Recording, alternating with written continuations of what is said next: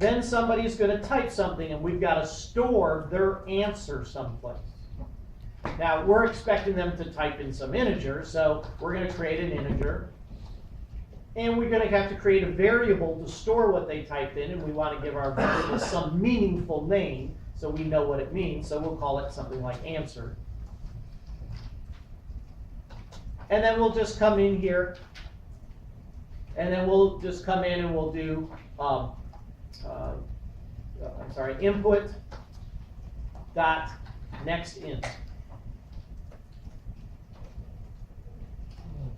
Okay.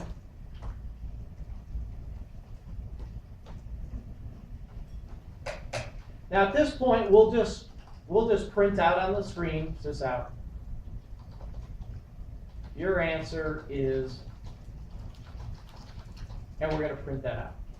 Okay. Now I'm going to get rid of these other two lines here that I don't need anymore. Those are just so we can learn some stuff. So we'll get rid of that. So let's just see what happens right now. Mine came up and said, what is 5 plus 6? Yours is going to say something different because everyone's randomly generating numbers. So I put in 11, and it comes back and says your answer is 11. My program ends. I'll run it again. Now this time it came with 8 plus 7. Okay? And it really doesn't matter what I type in. I can type in 985, and it just comes and prints that. Okay? At this point, our program doesn't make any logical decisions. It can't decide which way to go. That's okay. We're going to deal with that next week. Okay? We're going to deal with that next week. Right now, we just kind of got this casting thing. We got our program to generate some random numbers. We're using some command windows for inputting and outputting. Yes? It's telling me there's a parenthesis expected and a semicolon expected, but I have them. Well, then put them in. They're here. No.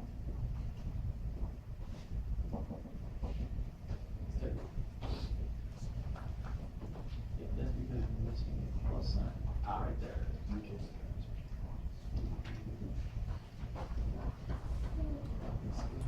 Okay, now how can we change this? Right now, as we look at this, this statement is printing something in the command window. We're getting something from the command window, and we're printing something out to the command window. So this is kind of doing all that command window stuff. How can we change this and now have it do it in dialog boxes? Well, let's just come in here, and we'll leave this stuff in here, but I'm going to comment it out. So I'm just going to highlight all that stuff. I'm just going to come up here and click on this little button up here, and it's just going to comment those lines out. Now let's change this. Okay? Now remember, dialog boxes, even though they come up and even though somebody may type what looks like a number in there, it's always going to return the character representation of those. So we have to create a variable with what's called a string data type, and we'll call it answer txt. Again, just so it's kind of meaningful to us. And now what we want to do is we want the dialog box to pop up. So we'll do a JOP, and then I'll do Control Spacebar to get my J option pane. And then I'll do a period, and I'll type in the word show and the letter I, so I can get my show input dialogs. Again, doesn't matter which one I choose. And now I want to print the same thing that I printed up here. So I'm going to save myself a little bit of time. Does everybody see where I'm highlighting here? I'm just going to copy that stuff right there. Okay, so I'm just going to come along and copy that. And then down here in this little box where it says total, I'm going to get rid of that, and I'm going to paste that. And then I'm going to finish that line off with a semicolon. So make sure you get that semicolon.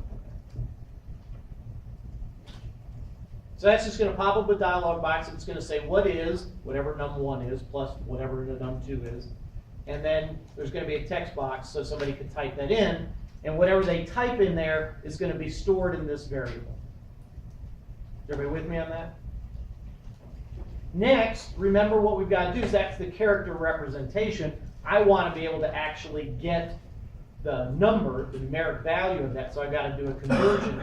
So I'm going to come in here, again, create a variable called answer, and then I'm going to say that I'm going to do this integer dot parse int and pass it in there this answer txt from right here, to pass it in there. And this, whatever it does, whatever it is, it just does magical with little fairies inside your computer, and it converts it from characters to number. And then finally, we'll come in here and we'll do an output box so we can see how to do that. We'll do JOP, control spacebar, period, show M. That'll bring up our show message dialogues. And in here, we've got two things. We're going to leave the word null. We're always going to leave the word null and a comma. And then we're going to come over here. And again, I'm just going to come up here and I'm going to copy this stuff from right there. Just copy that. And then I'm going to come down here where it says answer in this little pink box. And I'm going to paste that in there.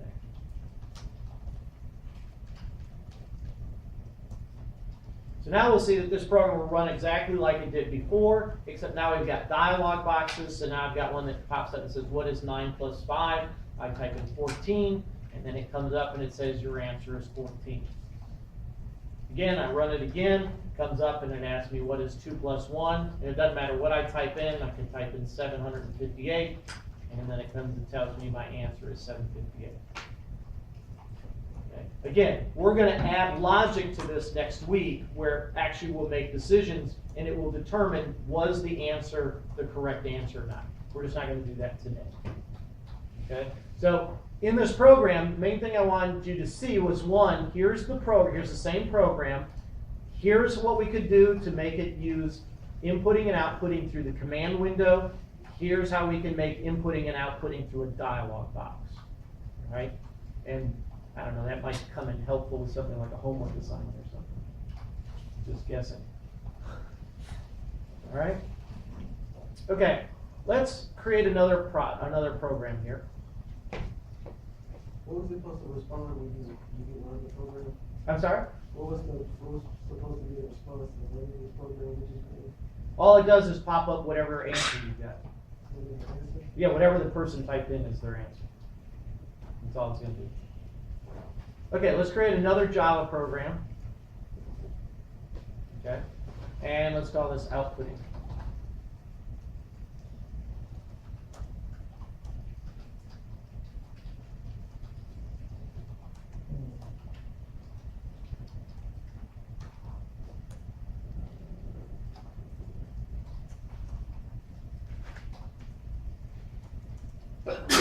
That's good. Thank you. All right. Let's come in here. Let's go ahead. Oops. Let's come in here and put a main method. Okay. I want you to create this string variable, and I just want to call it output. Now, it could be called anything. It could be called Rumpelstiltskin. It could be called blue wall. It could be called sky. Doesn't matter. I'm calling it output. Okay. Now, a variable of string data type.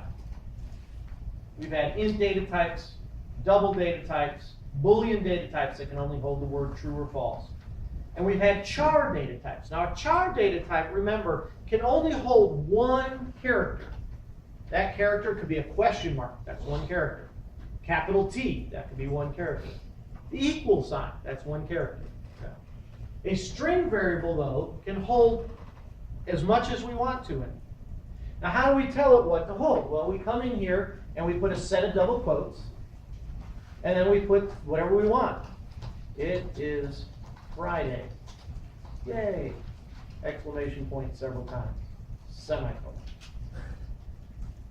Okay. Now we can come and we can do a sysout statement. Now, we can just put in there output.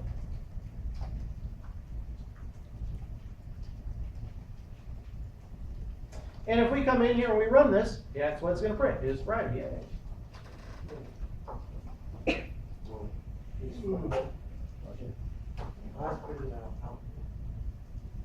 Do you have output inside double quotes? Get rid of the double quotes. Okay? Now, let's say we change the value of output. So if I came in here and I said output gets assigned I love weekends. More exclamation points. Now, before you run your program, what's going to print? The first output.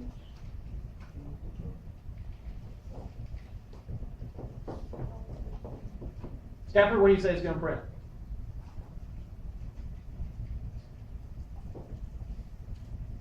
No idea. Make a guess.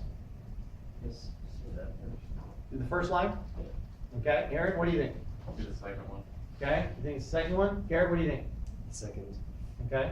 Trey? Second. Okay. Yeah, it's going to be the second one. It's no different than if we had a variable that started out with 15, and then later on we said X now gets assigned 13.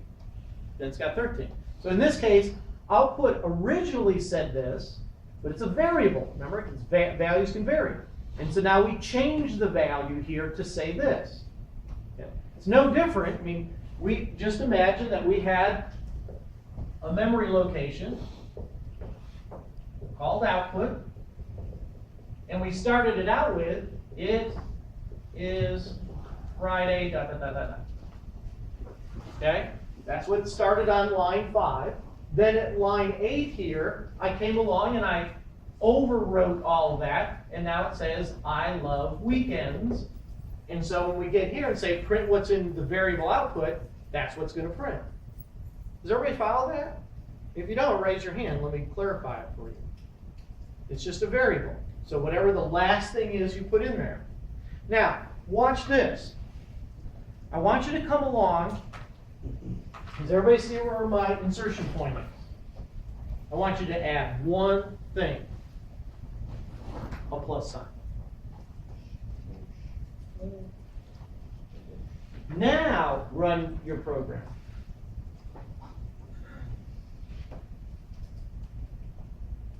Okay? Now, what's going on here? Let me remind you of something. And you don't have to do this if you don't want to, but just look up here because I'm going to do this real quick. I'm going to come in here, I'm going to create a variable x, and I'm going to set its value to 10. Okay? Next, I'm going to come along and I'm going to say x plus equal 20. Then I'm going to come along and I'm going to say x is, and I'm going to print out the value of x. What's going to print? 30. Okay? Those two are doing exactly the same thing. Here I'm saying add to the current value of x, which was 10, the 20 into it. So we end up with 30. Here I'm saying the output variable has this in it. I'm saying plus equal, add this to it. Everybody got that? Okay. Let's come up here and add one more. Let's come in here and say output plus equal. I am going to be wild this weekend. This is pretty scary. Okay? I'm going to comment this out because not all of you have that. Okay, so now if I run this, I get it is Friday, yay, I love weekend, I'm going to be wild. And it's just, we can keep throwing stuff into this variable called output and just keep cramming it in there. Every time we do a plus equal, we just keep shoving it in there. All right? Notice it's all on one line. Watch what happens. What I'd like for you to do is put your insertion point right where mine is right now. Put your blinking insertion point right where mine is right now, right here. Okay? And right here, what I want you to do is I want you to type in a /n. Make sure you're doing the correct slash. By the way, I've given up calling slashes things because I've learned that some people call that a backward slash and some people call it a forward slash. So I just say type a slash. And when people say which one, I say the one I got up there. Okay? That way I don't have to debate about it. Now, run your program.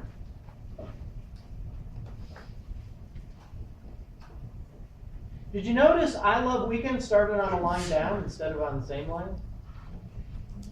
Okay? Now to really kind of see this, come here, notice where my insertion point is this time. It's right before the word weekends. Type another /n right there. Run your program. These are called escape sequences. There's a bunch of them that you can use, but /n is probably the most common one you can use. Notice it doesn't literally print the /n. It uses it as a new line character. It says go down a line. It's like you pressed enter at that point and then continue typing at that. And you can put /n in any kind of string of text wherever you want to go down a line. All right? And you can put as many as you want to. As a matter of fact, right at this same place, I can do 2 more /n's. So I got /n, /n, /n. Now run your program. And look, there's a big space between I love and then the word weekends. There's 3 blank lines, as a matter of fact. 1 for each of the /n. Now what if I wanted to put the word wild inside double quotes? Because I want to be wild. All right? Well, the problem is double quotes are used to indicate a literal string, right? We already used them. So if we just came in here and put double quotes right here, Java's going, hey, man, that word wild's outside other double, I don't know what to do with that. But what if we were to come in here and put / double quotes? And now if we run that, we'll see that wild is actually inside double quotes.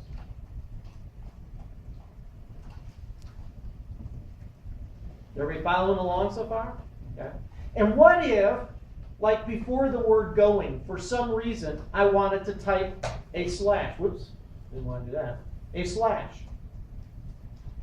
Well, Java goes, hey man, I don't know what to do with that / because we use the / to indicate you're about to type one of these escape sequences. So what if I really want to print in my output a /? Do 2 slashes. Okay. And you'll get 1 / to print out. Yes. So we can really kind of formulate our output. And these are in a table in chapter 2 in your textbook. You can look them up later. But there's a set of these that you can use to kind of have it. And the most common one we'll be using a lot is the /n. And you can use that to format your output so it looks nice. You also use those in Windows. The dialog boxes. Yep. Same way. Exactly the same way. All right. Any questions?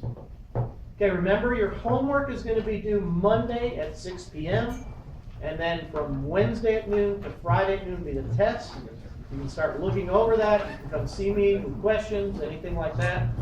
And also, let me say this. If you're working on your homework this weekend and you run into problems, here's what I need you to do. Send me an email. Do the following though. You copy your code right from NetBeans. Just come in here and just copy all of your code, the whole program. Just do a copy and paste that right into the email. Do not just try to describe to me your problem. I need to see your code. If I can see your code, I can try to figure out what the problem is. Now, I know it's going to be strange for you to imagine this, but I do not sit around my computer all weekend waiting for students to email me. So if you email me at noon asking a question, it may be 5 before I get back to you with an answer. Sorry. Okay? But that's my weekend. Like it says up here, I'm going to be wild this weekend. I don't even want to go there. All right, get out of here.